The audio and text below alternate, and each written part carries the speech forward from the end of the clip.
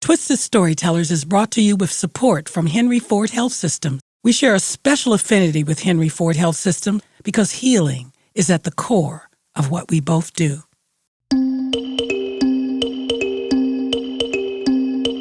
From WDET, you're listening to Twisted Storytellers. I am your curator and host, Satori Shakur. Can you believe it? This is the season 1 finale of the Twisted Storytellers. And in this episode, we're going to take you way back. This is the prequel to Twisted Storytellers, where it all began. It's 2011. I'm sitting on my couch, stressed out, clutching the remote, glued to CNN, Fox News, and MSNBC. Many Americans are sitting at the kitchen table. They're scanning the classifieds. They're updating their resumes. I'm holding my breath, waiting to see if the Republicans in Congress are going to vote to extend my unemployment benefits. We need to pass it for all the Americans who haven't been able to find work in an economy where there are 5 applicants for every opening. Now, I've been unemployed on and off since 2009, and it was rough. It was so rough that I'm surrounded by boxes because I'm packing to move out of my loft in Detroit into a bedroom in my sister's house the following week. And I'm sitting there trying to figure out how I'm going to pay for the storage unit and the U-Haul truck. And I got to listen to these filibustering knuckleheads label me a 99er. Lazy, don't want to work? I'm thinking, you calling me lazy when you're getting ready to take a break from doing nothing from the last time you took a break from doing nothing? Don't want to work. I worked hard all my life, as did my mother, her mother, and her mother before that. I worked hard, paid my taxes, and now I got to listen to these suited up good old boys with no connection to my life hold my rent hostage. I'm so angry I'm on my feet. I'm screaming at the top of my lungs, "Vote, you constipated Mitches!" And then when I heard myself screaming at the TV, I vowed that I would never allow again Congress or anyone else to dictate my life, liberty, or the pursuit of my happiness. I vowed that I would do what I love to do for the rest of my life, no matter what. Now, I was terrified of an uncertain future when I moved into my sister's house, into that bedroom. But little did I know my life would change a few weeks later when I met the Moth at a story slam in Detroit. Now, I'm a storyteller. I come from a long line of storytellers, old black women from the South who use storytelling to teach, to warn, to entertain, to impart. They could make going to the corner store sound like Lord of the Rings. They were masters. I could only hope to aspire to their greatness. But I threw my name in the hat anyway, and I won. The Moth asked me would I host the new slam coming to Ann Arbor. And I said I would love to. And it was just this love fest. They're flying me around the country telling stories. I hosted the season opener in New York. I shared the same stage at the Hudson Theater with Adam Gopnik, Richard Price, and Garrison Keillor. My story was on the Moth Radio Hour, NPR podcast. People from all over the world were thanking me for telling my story like it was a service. And then one night I'm on the stage in front of a sold-out crowd in Boston, and I'm telling my story.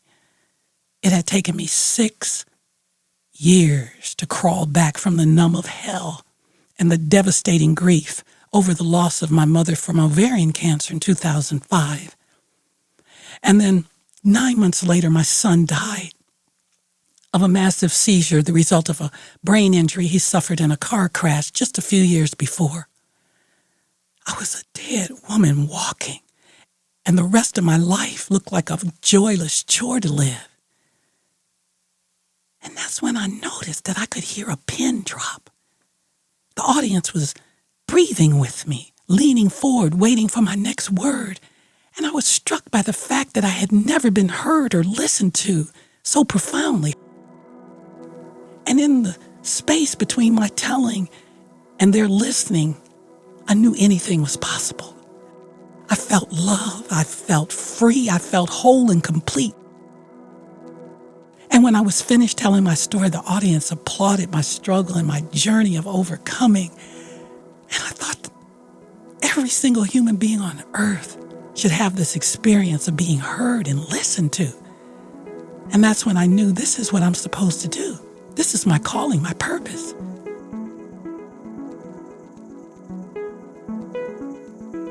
We're going to take a quick break from the story to hear from Henry Ford Health Systems, who has honored us with coming on as our sponsor for Twisted Storytellers podcast at WDET. And today we're going to hear from a wonderful physician, and I've had a wonderful time being with her, Dr. Alexia Norwood. Hello, it's a pleasure to be here with you. We believe storytelling conveys a truth, it conveys a humanity, and it helps us balance out our well-being. Oh, no, I couldn't agree more. I think healthcare is all about storytelling, hearing from the patients to know what they're thinking, what they're feeling, and what their ailments are. That's how our diagnoses are even made, so that we can do the right procedures, do the right care.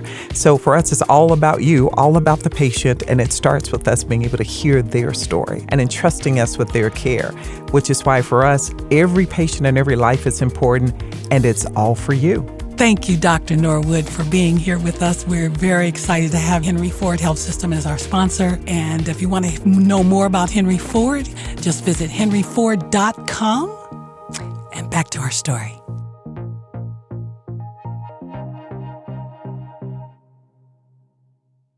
Well, when I get back to Detroit, by this time I'm living in the basement of a friend's home in Ferndale, and I'm sitting in her garden one morning, and I'm thinking, if storytelling could heal me, could it heal the city of Detroit?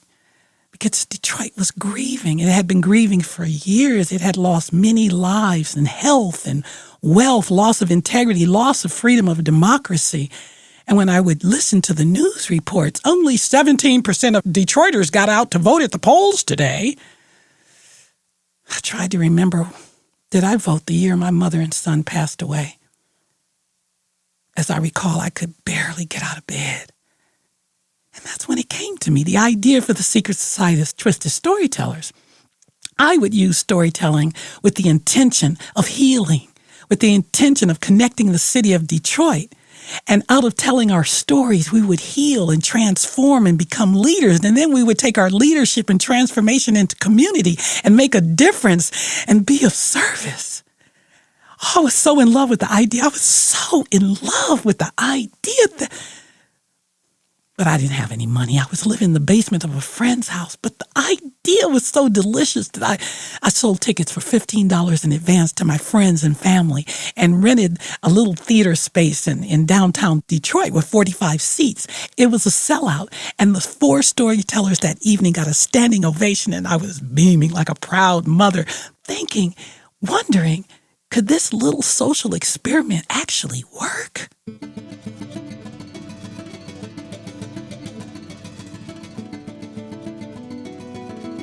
We won a Knight Foundation grant in 2013. By this time, I moved into a dilapidated neighborhood in Detroit, my hometown of Detroit. And it was so scary. I used to call my neighbor when I pulled up to my house and say, "Breaker, breaker, 19, open the door, I'm running in." Until I got to know my hood and the 11 people that lived on my block. And then one morning, I saw gentrification jogging through our neighborhood streets, her blonde ponytail swinging in the sunshine. And I felt this false sense of security, but it gave me hope. And in 2013, we won a Knight Foundation Arts Challenge grant. And I began to think bigger. I began to ask myself, if Detroit could connect, heal, and transform the city of Detroit, could it do the same for the world?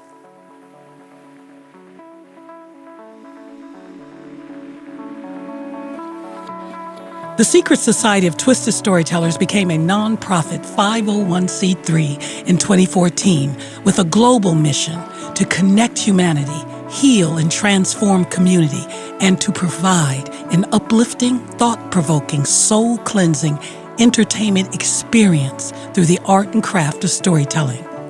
We believe that storytelling is organic, like organic fruits and vegetables, that it's organic therapy. We believe that storytelling is a vital and necessary component to the health and well-being of any community and society. But what I've learned over the years, that in the space between the storyteller and the story listener, anything is possible. that listening is a generosity. It's a human kindness. Listening grants being to another's experience. It's a service. Listening is a revolutionary act. And at the highest level, listening is the possibility of love.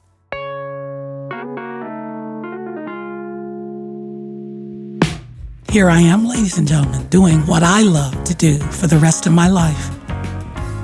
I thank you for listening. Thank you for that service. And I love you too, one story at a time. I'm your curator and host, Satori Shakur.